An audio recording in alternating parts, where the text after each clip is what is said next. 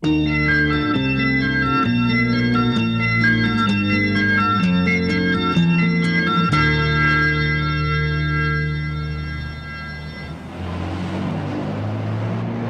is the window from which on a clear day you can see normality.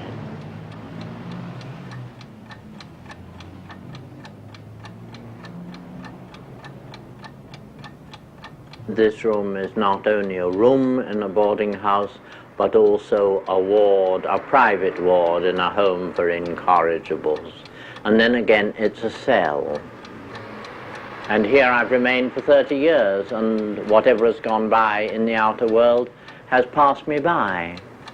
But I think if anyone said to me, if you go on like this, life will pass you by, I would reply, thank God for that, I nearly got mixed up in the beastly thing.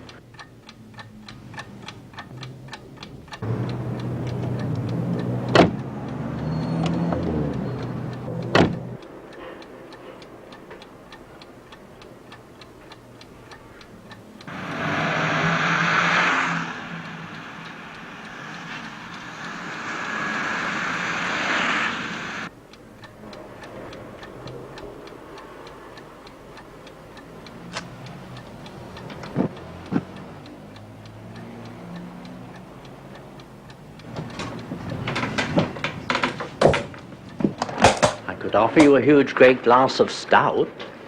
Cool. I drink this stuff at dawn because it makes the day shorter.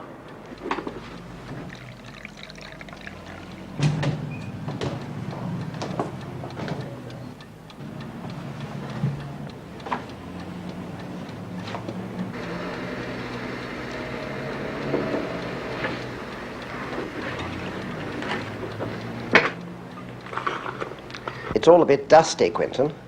True. Unkind friends say that I have the dust sent in from Fortnum and Mason's, but that's not true. I merely don't clean the place. And I have a message of hope to offer to the housewives of England. It's this: don't lose your nerve, because after the first 4 years, the dirt won't get any worse. I haven't cleaned this place since I came here, and that's nearly 30 long, dark years ago. And as you see, it merely doesn't look clean, that's all.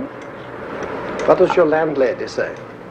My landlady is the last saint left alive. This is the only house in the world which is run for the benefit of the lodgers. We all do exactly as we please. The price you pay is that, of course, you live on the coconut matting level. I don't ever shop now because I found I needn't. My clothes are given to me. In fact, I'm a sort of one-man Oxfam. But food, it was more of a problem until I discovered you could buy stuff at a chemist which you could eat without ever buying anything from food shops. And I don't bother anymore. Buy this stuff, and you mix it up. It's sort of a whitish powder, and you mix it up until it's the color of Walpermure. And it tastes like Walpermure too. But it's full of vitamins and full of protein, and you don't have to bother ever again.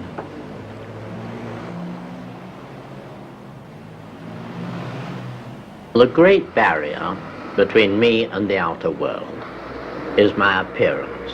And my appearance is mild now compared with what it was like 40 years ago, when my hair was hennaed, my eyelids were gold, my fingernails and my toenails were gold, and I was blind with mascara and dumb with lipstick.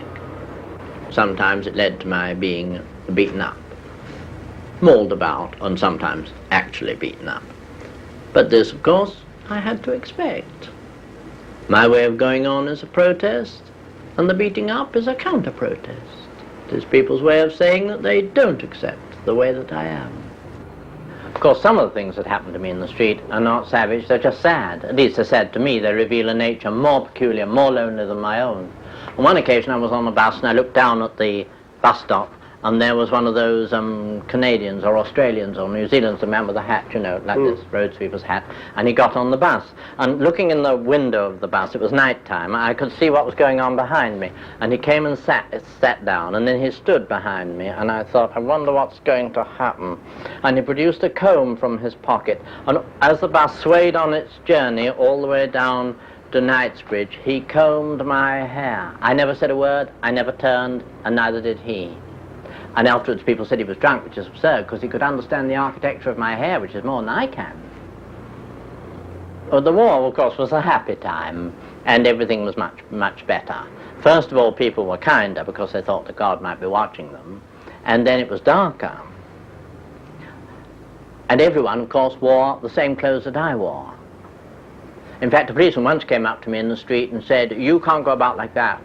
And I said, "Why not?" I was dressed in trousers. And he said, "Because you look exactly like a woman." And I said, "I'm wearing trousers." And he said, "Well, women wear trousers." And I said, "I can't help it if other people are eccentric." And he went away. Well, you must understand with everything I say that I'm speaking, first of all, for myself and then for a group. I'm a minority within a minority. I'm an effeminate homosexual. And for people like me, the dream, the hope, the ambition is to win and to keep the love of a real man. And of course the essence of a real man is that he does not fall in love with people of his own sex. Therefore it's insoluble, it's unanswerable. This doesn't prevent homosexuals from hammering away at the problem. They simply become more feverish. They pile the makeup on thicker. They sway more from side to side. They camp more outrageously. And of course the more they do this, the more the desired object recedes. I would definitely like to have been a woman, because I feel, whether rightly or wrongly, that then everything would have fallen into place. The way I speak, the way I walk, the way I move, and the thoughts in my head would not any longer have been remarkable. They would have been acceptable. What I'm so bad at is being a man. Friendship, Quentin. Do you value it? Oh, I value friendship more than I can say, much more than I value sex. I would never dream of abandoning even a simple social date just to rush after some strange man. But I don't mean by that that I trust people or I want them to trust me, because trust is the death of friendship. It's such a burden. It gives you this feeling of guilt all the time, exactly as it did in childhood. I don't mean only in my childhood, in anyone's childhood. What happens is you're put on your honor not to do this, that, and the other. Then you commit some crime, some sin, and then you've done two things. You've broken the bathroom window and you've broken your word. Well, perhaps you're a Puritan. After all, you don't drink, really. No sex, no food, no music, no money, no nothing, really. No, nothing, yes. I'm an ascetic of a kind, except, of course, I'm lazy. And therefore I'm guilty of the sin of sloth. I'm a Puritan by intention. In fact, one of the coins with which I tried to buy back the respect that I'd lost was to go in for a life of chastity, and I wouldn't have done this if I hadn't been fundamentally a Puritan. I would say that I was, by nature, invincibly middle class. And so were my parents. We lived in suburbia, and they were middle class and middlebrow, middling people. And that accounts for their attitude toward me. The moment my father clapped eyes on me, he decided to go on as though nothing unpleasant had happened. My mother tried to cope, and I think she tried very well, but she was completely bewildered. And the sad thing is that as they'd never seen the rest of the world, they alternately threatened me with it and offered it to me. But they never said, "When you grow up, you will meet people as mad as yourself, and I can only hope you get on all right with them." This they never said. So that I was frightened from the word go.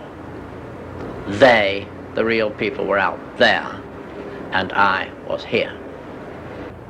Quentin, have you a photograph of yourself as a young man? If it's anywhere, it'll be up here. Like it literally isn't here. This is fine. There's that one. Oh, yeah. Quite gay. It was taken in the middle of Oxford Street, and you can tell because the hair is dark that this was taken before I was 40, when my hair was red.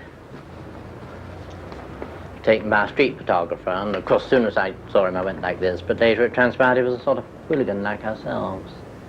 Anyway, it seems quite nice. When I was walking about the street like this, my brother and a girlfriend of his passed me in the street, about that far away, and she said, "Look at that!" And he said, "I've seen it before." You must have had some extraordinary things happen to you. Well, yes, I have indeed. Most of them slightly unpleasant, but some of them just frank curiosity.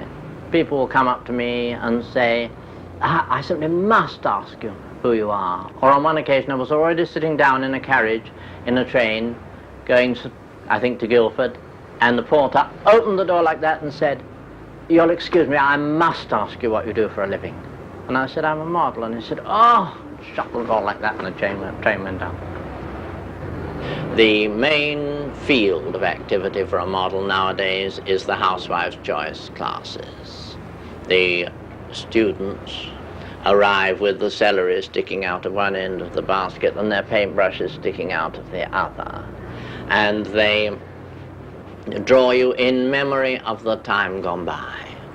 I think what has happened is people have got lonely, their children are grown up, and they think of a way of filling in the time. And then they think, when was I happiest?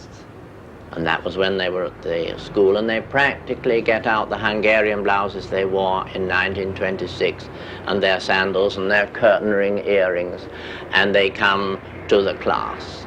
And that is when, of course, I'm more useful than another model, because I pose in loving mummery.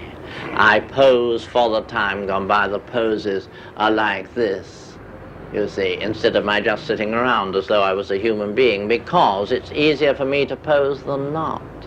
But how did you earn a living in the old days? I was a commercial artist and I was a model. In commercial art, I had a lovely time, but of course the other employees were a bit frightened. In fact, when I worked in one place, when the girl came up to give me the work that I was supposed to do for that day, her hands were trembling like this so that the pages were fluttering, and I tried not to look at her while I received the work, to try and give her time to get her breath back. This is a normal reaction almost anywhere. She got used to you? Bit by bit she got used to me. Never quite. She didn't ever get used to the fact of my existence, and she once said, "Has it ever occurred to you, you might be mad?" I was forced to take up commercial art because, though it may be true that artists have a peculiar appearance, it's also true that people with peculiar appearances are compelled to take up art. And that is why I've done this kind of thing and written books, plays, short stories, because that was all I could do. I can live in this room and eat without ever spending more than £5 a week. Could live wildly, a life of debauchery on £5 a week. But my main debauch is going to the movies. That costs more than it would cost other people because I have to take somebody with me. Because I'm worried about what God would say if he found me in the movies. You see, if he were to plunge his arm down through the roof of the Odeon cinema and say, "And you, Crisp, what are you doing here?" I couldn't reply, "I'm enjoying myself, Lord." But if there's someone with me, I go, and then he knows I've committed an act of self-sacrifice. Quentin, you told me about an argument you had with a drunk in the street, and he said, "You mean you go with men for money?" And your reply was, "Well, possibly." Does that mean that you've been a male prostitute? Yes, I've been a male prostitute, and this worries people. Prostitution in general worries people, and I can't understand this because to me, the only excuse that you can find for the disgrace of sex is that there might be money in it. Otherwise, it's a wanton form of self-enjoyment. You know what you know who thinks about happiness. You've got to be able to explain it in some way. For whatever is done for money is sacred. In fact, the best way I can express the whole thing is to quote the char of a friend of mine. She took a house somewhere in London without knowing that it was a disreputable district. But she had a char who knew not only that it was disreputable, but who was disreputable with whom and why and for how much. And one day she plucked at my friend's sleeve and took her to the window and said, "You see that one, madam? Women that do it for money are bad enough, but she does it to oblige."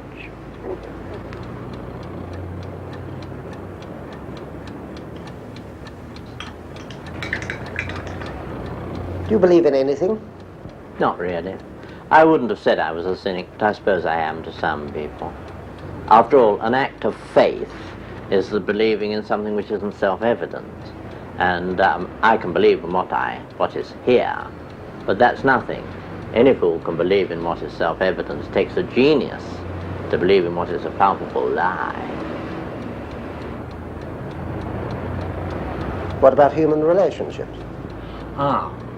I couldn't really say I believe in human relationships. I know they exist, but I couldn't say that they're a thing to be sought. I must know 150 women well enough for them to tell me the story of their lives. And when I meet them in the street, before they've said hello, long before they've said how are you, they've said, "What do you think he's done now? What do you think he said today?" And it doesn't give you the feeling that human relationships are worthwhile. What do you mean by the word love? Now, I would say that love was the extra effort you make in your dealings with people whom you do not like. We must work away at the unlovable, chiefly. We must use our love, if it's going to be any use at all, it must make a world in which everyone is equally beautiful, equally desirable, equally lovable. That's the only work we can do with it. Of course, we shan't really feel this, but we must go on as though we did. How do you relate this to marriage? I mean, the ordinary marriage. You can't, of course, make this work in marriage because you can only marry one person at a time. And therefore, it's bound to break down. But marriage will soon cease altogether, won't it? I mean, jealousy is already out. In a movie in which somebody has to act the part of a jealous man, he has to act like mad to get a modern audience to believe in it. I mean, in Phaedra, for instance, the hero acts as though he was jealous, but a modern man whose wife said, "I've had an affair with your son," would say, "Oh, you are a scream, what was it like?" And so, obviously, marriage is on the way out. And when it goes out, things will be better. Victorian marriages worked because only one person was expected to be happy. Then later came a marriage in which both parties were expected to enjoy themselves, which is absurd. You've only got to want the bathroom window open and your wife wants it shut, and there's nothing left except divorce. What do the young make of you these days? Well, the young more or less accept my appearance because it's so very like their own. When it annoys them, it's because they feel that I am too old to dress in a modern Carnaby Street way. And they feel that I'm sort of have become the oldest teenager in the business. And this is true. I see this. Only, of course, I am where I always was. I'm doing and saying and wearing the same things that I did and said and wore 40 years ago. My appearance and my conversation are like a stopped clock. They're right once every 12 years. Only nobody bothers to consult them. The other thing that annoys them is that their appearance can be described as effeminate, and they don't want this to happen. And when they see me, they see just how effeminate it could be thought to be, just moving it a tiny bit to one side. They have long hair, they have bright clothes, they wear beads, and you still know that they are not homosexual. I mean, even when you don't, they think you do. If they've lost their nerve, they wear beards. The problem of the young is, to my mind, always the same. how to conform and rebel at the same time.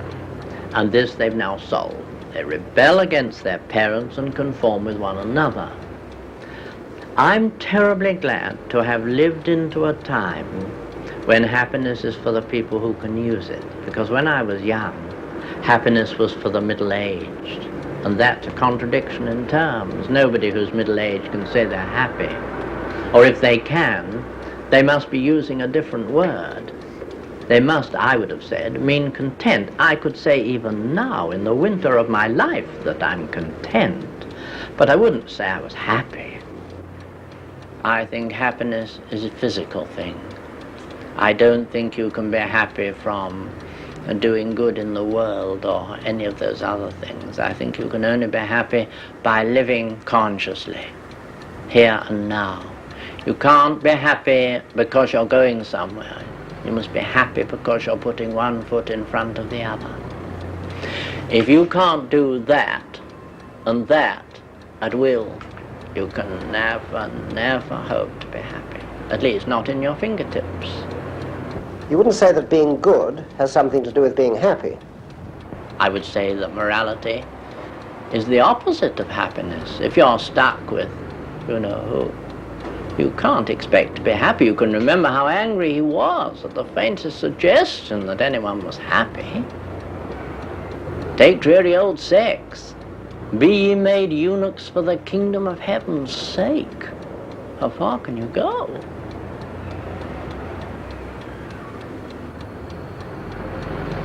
Now you're getting old, Quentin. But you might live another 30 years, mightn't you?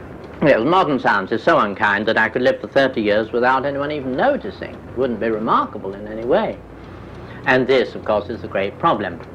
This is why I think there should be a ministry of death, and that they should make up their minds how long people are to live. And when they've decided that, then you would just stay in your home and a notice would come, like your income tax form, and it would say, would you kindly call at the forgetting chamber of the town hall on September the 25th, which will note will be your 65th birthday or whatever it is. And then a plain van would come and you would step in and you would go away and everything would be marvelous. You could apportion your income. You would think, well, I've only got another 4 or 5 years to do, so I know how to spend my income. But I have to carry on alarming. This whole cupboard is full of clothes, not that I can wear now, but that I may one day have to wear, which I daren't throw away because the night is coming. And up there are more. Now I've done and said all I can do and say. I've come to the end of my personality. And now if I want anything, it's peace, quiet, the ability, the opportunity to stay in my room and just stagger on. I suppose what I want in a way is death. Cut.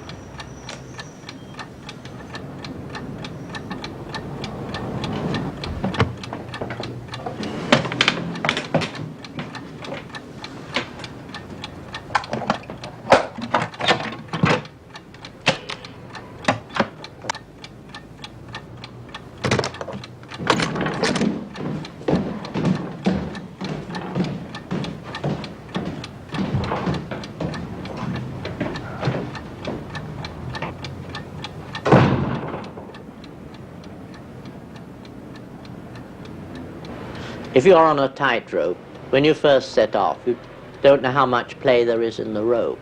But when you get into the middle, between the ages of 20 and 40, the thing rocks like mad, and it's too late to go back, even to look back. But if you go on as carefully as you can, you see the other platform. And then you just make a dash for it, not bothering with what the audience thinks, or waving your arms, or looking dangerous and difficult and prodigious. What you seize hold of when you get to the other side is in fact the edge of your coffin. And you get into it, and you lie down, and you think, my cuffs are frayed, I haven't written to my mother, and all those other things, and then you think, it doesn't matter, because I'm dead. And this is a message of hope. It will come to an end. It will come. We cannot be blamed for it, and we shall be free.